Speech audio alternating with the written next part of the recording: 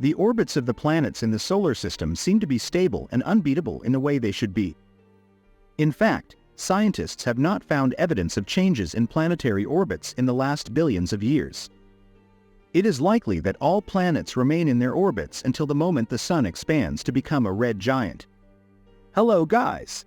However, it is possible that something may interrupt this stability that has lasted billions of years, such as the Earth leaving its orbit. If this were to happen, what would happen to the Earth and all of us? Welcome to our channel. In our video, we'll explain everything next. So let's get started.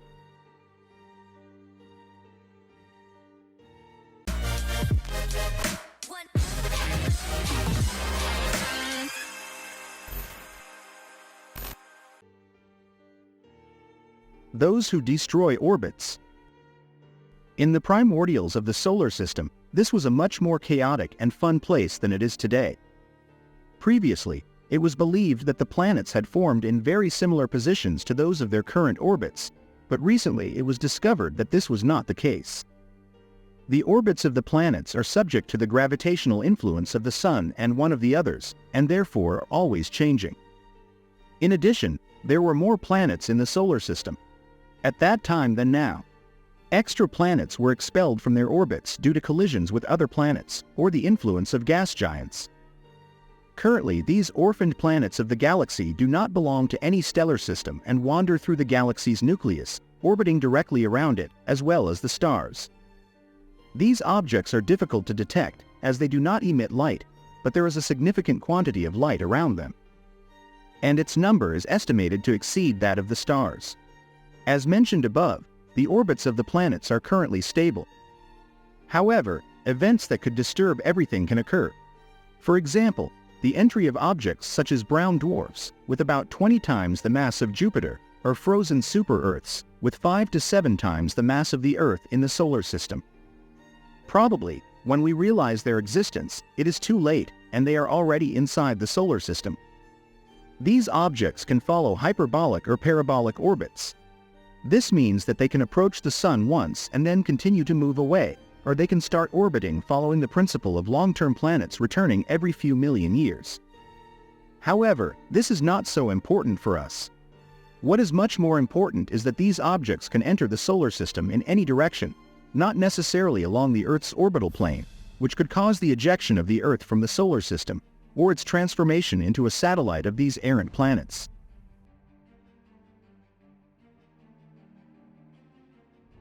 This, in turn, could be the cause of the Earth being expelled from the solar system or transformed into a satellite of one of these frozen super-Earths.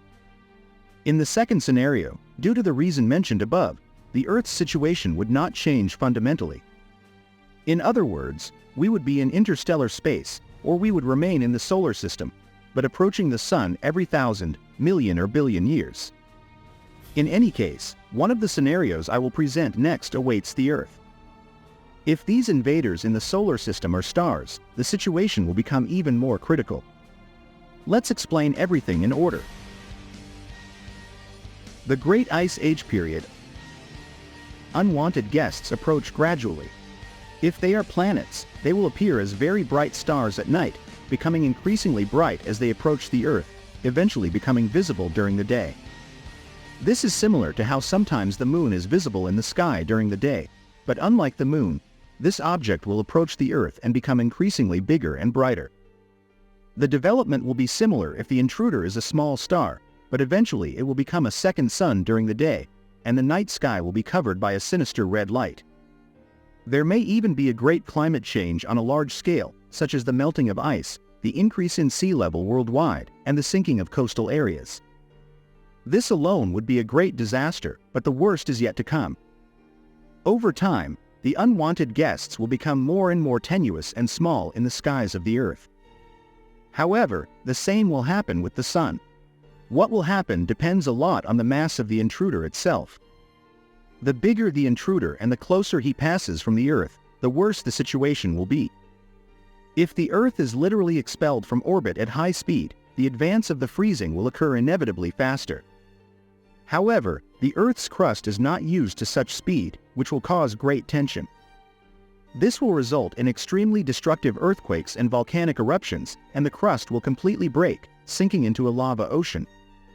At this point, we will not survive. We will not survive until the freezing is complete. Another threat is the moon. The moon will also suffer damage, but it will depend on fate.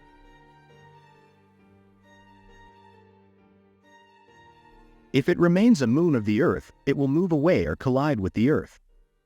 The most destructive, without a doubt, is the third option. However, even if the moon remains in its current position, its orbit will change. The orbit of the moon is affected not only by the Earth, but also by the influence of the sun. The moon can get even closer to the Earth. And if this happens, phase 1 of the Earth's escape will cause much more powerful tides. It will take many years for the Earth to move away from the sun at a normal speed that does not destroy the planet. During this period, the tectonic activity will gradually calm down, but the temperature will begin to decrease gradually. The sun in the sky will still be visible and bright. The temperature will drop to less than 50 degrees. A new era of ice will begin. The winters will be even longer, the summers shorter, and the poles will expand. Ice will cover most of Eurasia, North America, South America, Australia, and most of South Africa, while the poles will extend to the equator. At this time, another mass extinction will occur. First, living beings who prefer warm climates will disappear, followed by most plants. Then, herbivores will disappear, followed by carnivores. Humanity will also face extreme challenges. Resources, especially food, will decrease significantly. To simplify, suppose that at this time the Earth is not in an orbital plane with other planets or asteroids on the main belt. Therefore, the collision with them is practically non-existent. However, even if this does not happen, we will face difficult circumstances. The temperature of the Earth's surface will finally fall below the freezing point, first to about -50 degrees Celsius negative, and eventually to less than 100 degrees Celsius negative. At this point, the Earth will become a snowball. The sound will still be visible and bright, but the temperature during the day will fall to less than 50 degrees Celsius negative. Although it is still visible, the sound will be much smaller and weaker. Eventually, when the Earth is in the orbit of Uranus, the temperature will fall below the freezing point of atmospheric gases.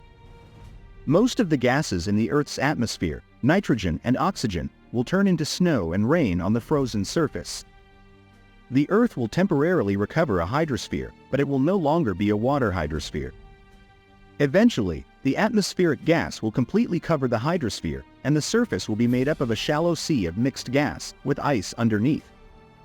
At this point, humanity will be in the vicinity of Pluto's orbit, and the Sun will only be a bright star among many stars in the sky. The stars will still be visible during the day, but there will be no fundamental difference between day and night periods. Finally, we will pass through the Oort cloud and leave the solar system. This may expose us to comet bombs, but it will not have a significant impact on the Earth. Some craters can form on the ice surface, but does that matter at this point? At this time, life on Earth will have practically disappeared, except for some underground bacteria that do not notice anything, in addition to black chimneys at the bottom of the sea. So, this is the end of today's video. Thank you all for watching until the end. There is one more thing that I would like to say here at the end. It is that if humanity is prepared, life can be preserved. This means that there is a chance to resurrect the Earth. First, if humanity can keep and develop an adequate level of technology in the conditions of a shelter, it may be possible to move the Earth to another compatible star so that it enters the habitable zone. In this case, the Earth would be defrosted. If humanity had stored plant seeds, it may be possible to make the Earth flourish again.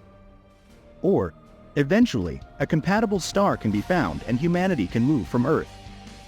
Fortunately, without the atmosphere, the launch of spaceships becomes easier. Even if we are in a desperate situation, wasn't intelligence given to humans to find a way out? Well, and with this optimistic tone, it's time for us to say goodbye here, as always. And if you found this video interesting, please like it, share it on your social networks. Guys, a big hug and we'll see you soon here on the Wikivedia Plus channel.